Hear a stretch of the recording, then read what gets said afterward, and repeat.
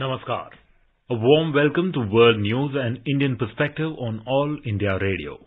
This is R.S. Raghu and with me is Prashant Kumar Sinha, bringing glimpses of the major developments of the day from across the globe. Over the next half an hour, we shall bring you the latest from the world of politics, economy, sports, entertainment and more. The headlines. India Pavilion at Dubai Expo 2020 launched by Prime Minister Narendra Modi through video conferencing. Prime Minister Modi invites global investors to invest in India.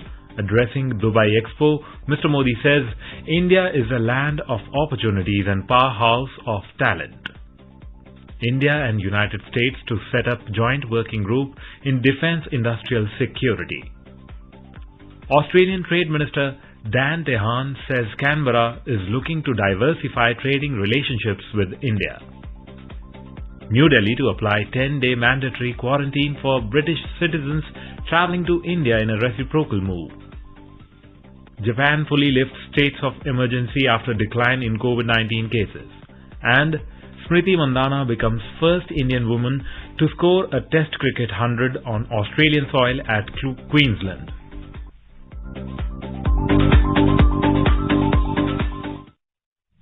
As the nationwide free COVID-19 vaccination campaign at government facilities for those above 18 years is underway, we advise our young listeners to get vaccinated and help others get vaccinated. We also advise our listeners not to lower their guard as COVID-19 remains a threat to our health. Please stay at home unless it is essential to go out and continue to follow these 3 simple steps. Wear a face mask, maintain 2 gaz ki duri for social distancing, focus on hand and face hygiene. For any COVID-related information and guidance, contact national helpline numbers 011-2397-8046 and 1075. And now the news in detail. Prime Minister Narendra Modi has invited global investors to invest in India and be a part of India's growth story. Sharing his remarks at the launch of India Pavilion at Dubai Expo 2020 through video conferencing on Friday, Mr. Modi said, India is a land of opportunities, be it in the field of arts and commerce, industry or academia. He said, over the last 7 years, the government of India has undertaken several reforms to boost economic growth and it will keep doing more to continue this trend. Let us listen to his address to the Dubai Expo. This is a historic expo. It is the first one to be held in the Middle East, Africa and South Asia region. India is participating with one of the largest pavilions in this expo. I'm sure the expo will go a long way in further building our deep and historical relations with the UAE and with Dubai. Let me begin by conveying greetings on behalf of government and people of India to His Highness Sheikh Khalifa bin Zayed Al Nahyan, President of UAE and ruler of Abu Dhabi. I would also like to convey hearty congratulations to His Highness Sheikh Mohammed bin Rashid Al Maktoum, Prime Minister and Vice President of UAE and the ruler of Dubai.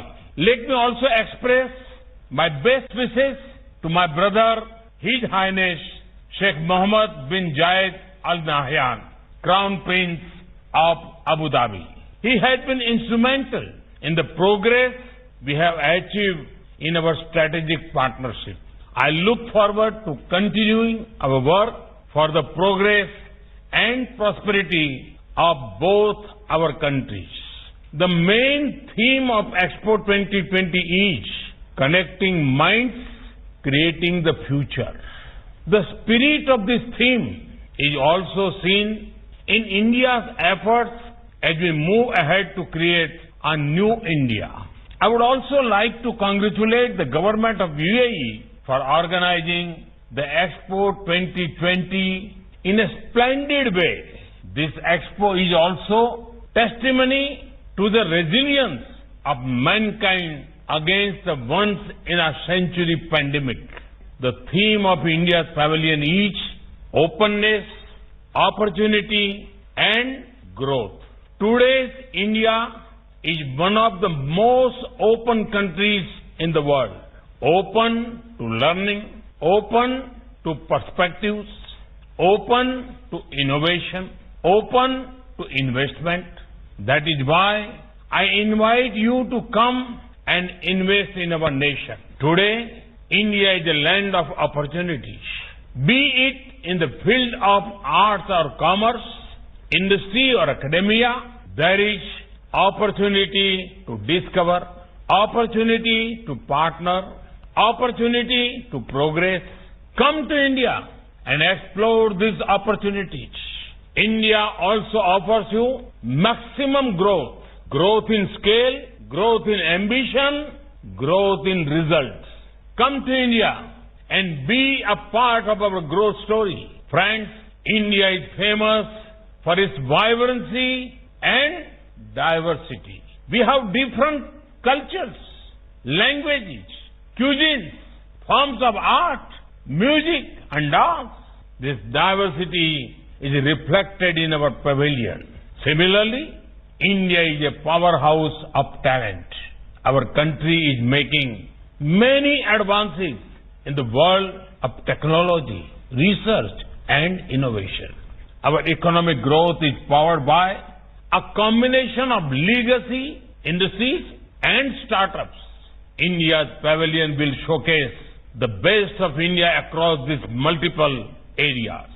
It will also showcase investment opportunities in multiple sectors like health, textiles, infrastructure, services and more. Over the last 7 years, the government of India has undertaken several reforms to boost economic growth. We will keep doing more to continue this trend. As India celebrates 75 years of independence in the form of Amrit Mahotsav, we invite everyone to visit the India Pavilion and capitalize on the opportunities in the resurgent New India. Let us make the world a much better place to live with. Sabka Saath, Sabka Vikas, Sabka Vishwas and Sabka Prayas. Earlier, Union Commerce and Industry Minister Piyush Goyal inaugurated the Indian Pavilion at Dubai Expo 2020. The inaugural began with the sounds of the conch or shankh, heralding an auspicious beginning. Coinciding with India's celebrations of Amrit Mahotsav, 75 years of independence, Dubai Expo 2020 is a significant platform for India to showcase its vibrant culture and tremendous growth opportunities for the next 6 months. Mr. Goyal said Dubai Expo 2020 is an opportunity to showcase India's potential. Coinciding with India's celebrations of Amrit Mahotsav, 75 years of independence, Dubai Expo is a significant platform for India to showcase its vibrant culture and tremendous growth opportunities for the next 6 months. The India Pavilion will feature an innovative kinetic facade made up of 600 individual colorful blocks. It represents the theme of India on the move and is a unique amalgam of the rich heritage and technological advances of the nation. Read the statement. 15 states and 9 central ministries from India are participating in this 6-month-long expo, which will be ending on March 31st, 2022. They will exhibit their culture, food and business opportunities at the India Pavilion. Large number of Indian conglomerates and global companies are also participating, and the names include Tata Group, Reliance, Adani, Vedanta, Hinduja Group, L&T and UAE-based majors such as Lulu Group, KEF Holdings, Aster, Malabar Gold, IFCO, etc. In addition, several other organizations such as Hindustan Unilever Limited, PepsiCo, HSBC, ITC, Facebook will take part in it. India's participation in Expo 2020 Dubai will primarily focus on presenting the unlimited opportunities for the global community to participate in the country's growth story and benefit from it. 11 key themes will be represented at the India Pavilion, that is climate and biodiversity, space, urban and rural development, tolerance and inclusivity, golden jubilee, knowledge and learning, travel and connectivity, global goals, health and wellness, food, agriculture and livelihoods and water. It is worth recalling that the first World Fair to be held in the Middle East Expo 2020, Dubai opened on Thursday with a lavish ceremony of fireworks, music and messaging about the power of global collaboration for a more sustainable future. Stars headlining the opening ceremony, which was projected in public spaces around the UAE, included Italian tenor singer Andrea Bocelli, British singer Ellie Goulding, Chinese pianist Lang Lang and Saudi singer Mohammed Abdu. Dubai, the region's tourism, trade and business hub, is hoping to boost its economy by attracting 25 million businesses and tourists visits to the World Fair, which has been built from scratch on 4.3 square kilometer of desert. The full expo site opened its doors to exhibitors from almost 200 countries on Friday after being delayed for a year by the pandemic. Chosen 8 years ago to follow the 2015 Expo in Milan, Italy, the event cost around $6.8 billion. Prime Minister Narendra Modi on Friday launched the Swachh Bharat Mission Urban 2.0, SPMU and Atal Mission for Rejuvenation and Urban Transformation 2.0, Amrit.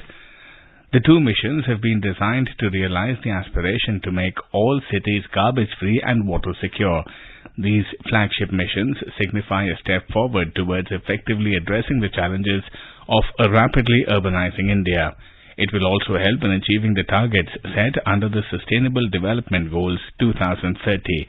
Launching the initiatives at a function in New Delhi, the Prime Minister said, "The aim of Swachh Bharat Mission Urban 2.0 is to make cities garbage-free, while the second phase of Atal Mission for Rejuvenation and Urban Transformation is to make cities water-secure."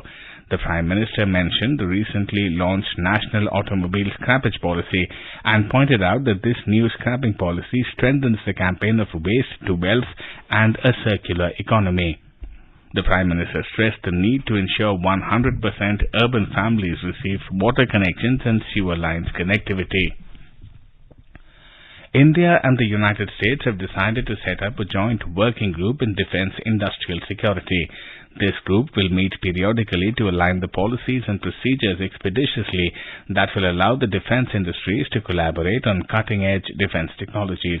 The Defense Ministry said the Industrial Security Agreement Summit between India and the US was held between the 27th of September to the 1st of October 2021 at New Delhi. The summit was organized to develop protocols for the exchange of classified information between the defense industries of both the nations. Australian Trade Minister Dan Tehan on Friday said that Canberra is looking to diversify trading relationships with India. He also said Indian students will be able to return to Australia and business relations between the two countries will once again resume, with Canberra reopening the international borders from next month. Mr. Tehan, who is on a visit to India on Thursday, held a meeting with Commerce and Industry Minister Piyush Goyal. Talking about the discussion between himself and Mr. Piyush Goyal, Mr. Tehan said that both the ministers have recognized the same ground regarding the economic partnership. He said, "Both of us recognize that there is a lot more than we can do regards economic partnership." He further said, "The bilateral economic partnership has untapped potential and the relationship on the economic front doesn't match the strategic partnership. This comes a day after India and Australia launched the resumption of negotiations on the Comprehensive Economic Cooperation Agreement. Both have agreed to an exchange offers by the end of October, an interim agreement by Christmas, and a full agreement by the end of 2022. Australia Prime Minister Scott Morrison on Friday announced the country's international border will reopen in November for states that have reached 80% vaccination rates. He said the flight will start with New South Wales. Commercial flights out of Australia will resume for vaccinated Australians. Mr. Morrison said the government would consider quarantine-free travel between some countries such as New Zealand. The Prime Minister said they have saved lives as well as livelihoods, but they must work together to ensure that Australians can reclaim the lives that they once had in the country. Since March 2020, Australia has had some of the world's strictest border rules, even banning its own people from leaving the country. At present, people can leave Australia only for exceptional reasons, such as essential work or visiting a dying relative. Mr. Morrison said Australia's mandatory 14-day hotel quarantine, which costs each traveller $3,000, would be phased out. It will be replaced by 7 days of home quarantine for vaccinated travelers. Vice President and Foreign Affairs Minister of the Republic of Colombia, Ms. Marta Lucia Ramirez, called on the Vice President M. Venkaiah Naidu in New Delhi on Friday and extended an invitation to him to visit Colombia. Speaking on the occasion, Mr. Naidu noted that both the countries have maintained an upward trajectory in trade despite global disruptions. He called for continued efforts to increase trade in potential sectors such as information technology, pharmaceuticals, automobiles and auto parts, and chemicals and textiles. Mr. Naidu invited Colombia to join the International Solar Alliance, a major initiative by India in the global efforts to combat climate change. This is All India Radio giving you the news. For quick news updates around the clock, follow us on Twitter at AIR News Alerts. Welcome back to World News. India has decided to impose reciprocity on UK nationals arriving in India from the UK. They will now have to go mandatory quarantine. Sources said the new regulations will come into effect from 4th of October. All such persons arriving in India, irrespective of their vaccination status, will have to undertake measures like pre-departure COVID-19 RT-PCR test within 72 hours before travel and on arrival at airport. They will also have to undertake RT-PCR test on day 8 after arrival and undergo mandatory quarantine at home or in the destination address for 10 days after arrival in India. The step came days after the United Kingdom announced new travel rules which state that Indian travellers, even those who have received both doses of the Covishield vaccine, will be considered unvaccinated. More than 890 million COVID-19 vaccine doses have been administered in India so far under the nationwide vaccination drive. The Union Health and Family Welfare Ministry said over 6.4 million doses were administered on Thursday.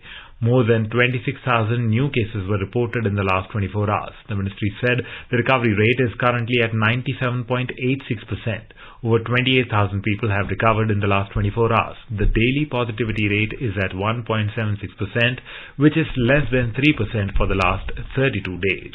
Tokyo's train stations were packed with commuters on Friday as Japan fully came out of a coronavirus state of emergency for the first time in more than 6 months. Emergency measures had been put in place for more than half of the country, including Tokyo. Outgoing Prime Minister Yoshihide Suga thanked the people for their patience and cooperation. Cases are declining, but he asked them to stick to their basic antivirus measures. The emergency measures have mainly involved requests for eateries to curb alcohol and hours. They can now serve alcohol and operate an hour longer, but still close at 9 p.m. Daily reported cases fell below 1,600 this week nationwide after the mid-August peak of 25,000.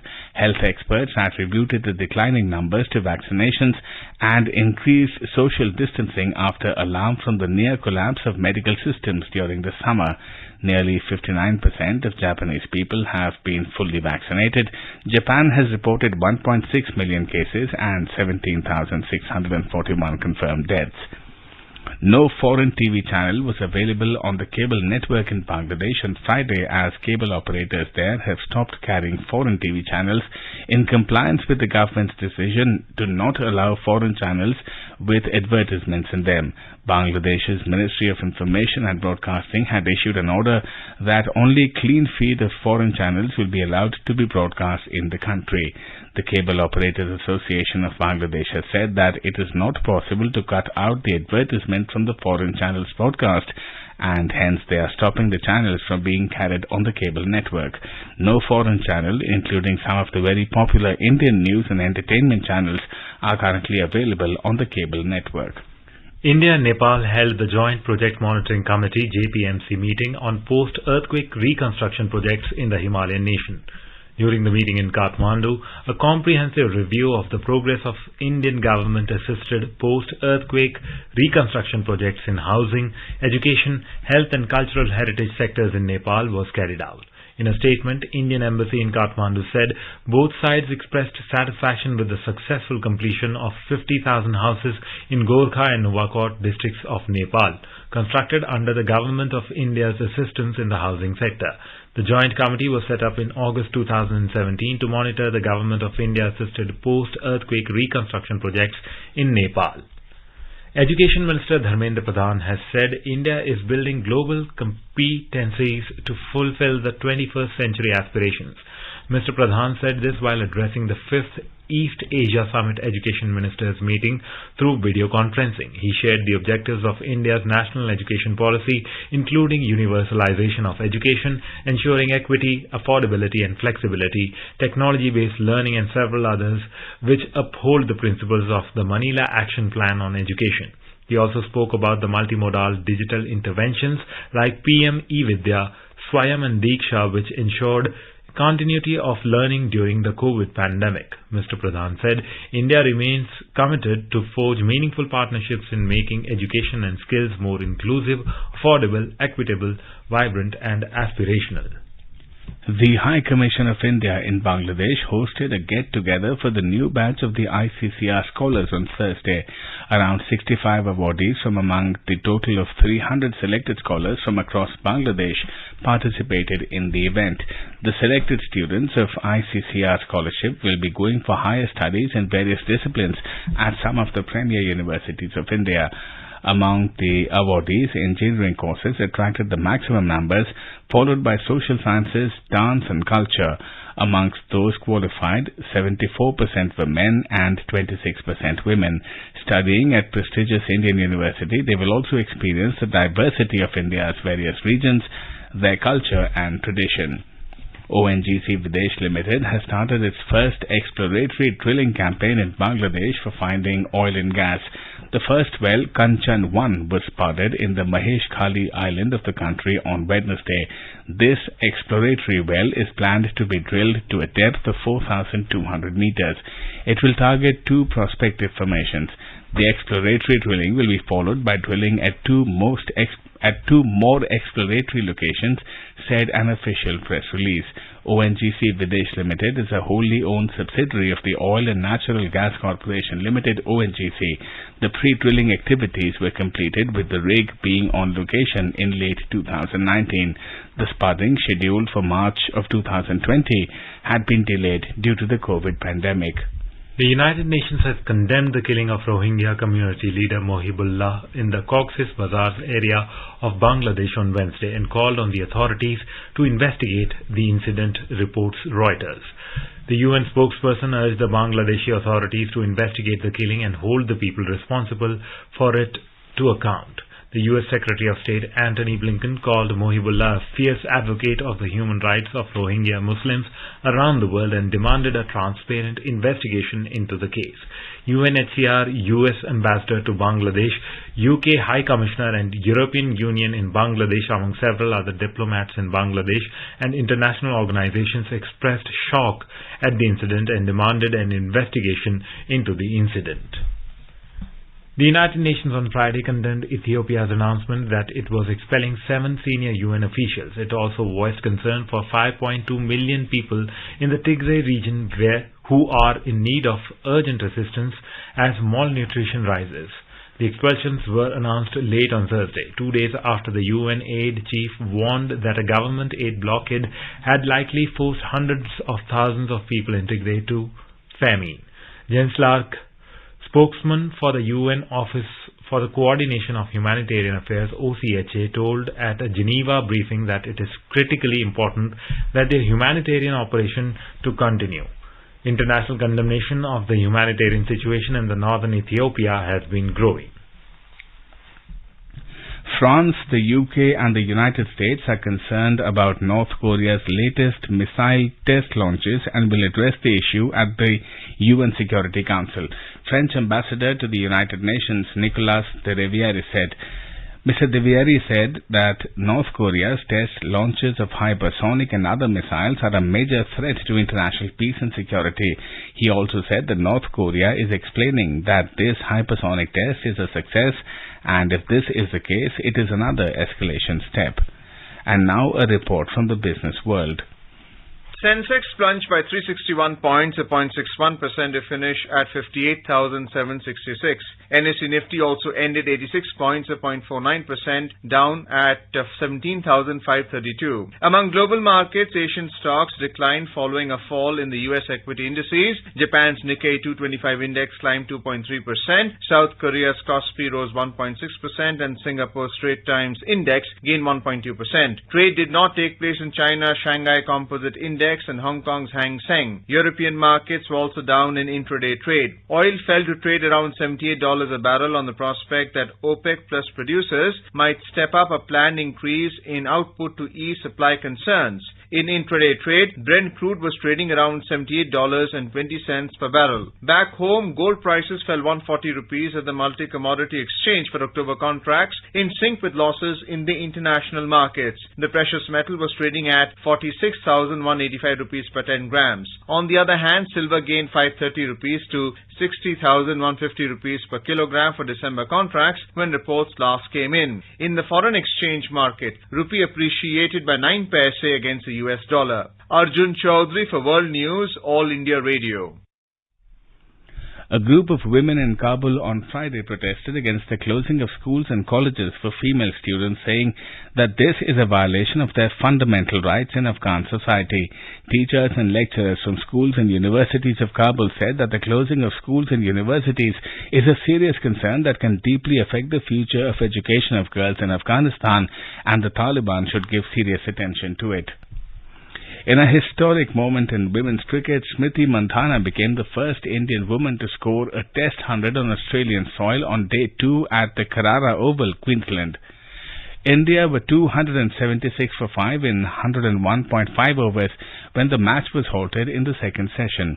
Deepti Sharma was batting on 12 and Tanya Bhatia was yet to open her account as the players walked off the field and covers were brought on.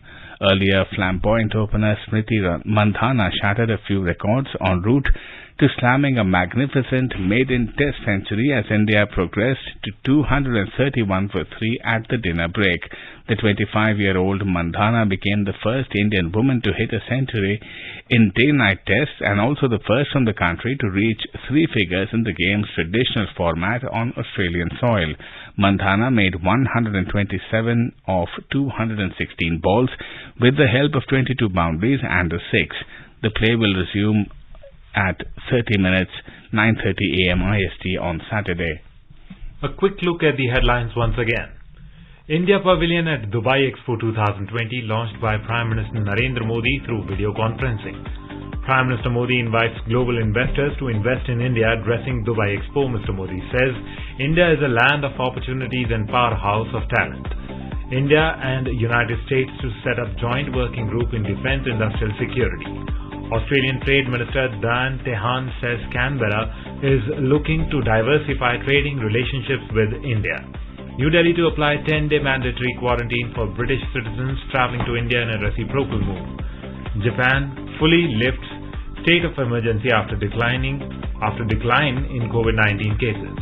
And Smriti Mandhana becomes first Indian woman to score a Test cricket 100 on Australian soil at Queensland. India is celebrating the 151st birth anniversary of Mahatma Gandhi. Before we end, let us listen to his favourite bhajan, Vaishnav Jan, by artists from Australia on their National Day.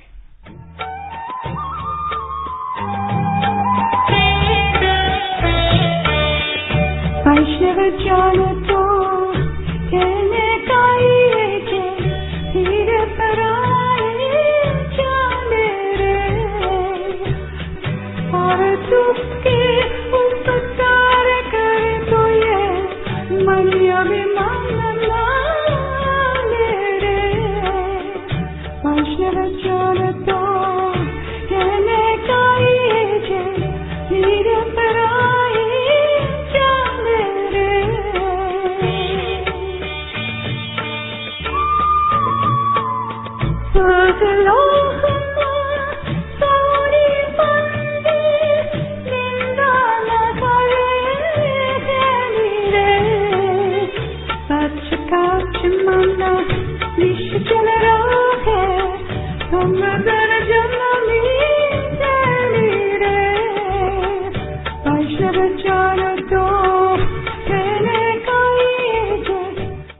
with that, we end this bulletin. We'll be back at the same time tomorrow with the next edition of World News.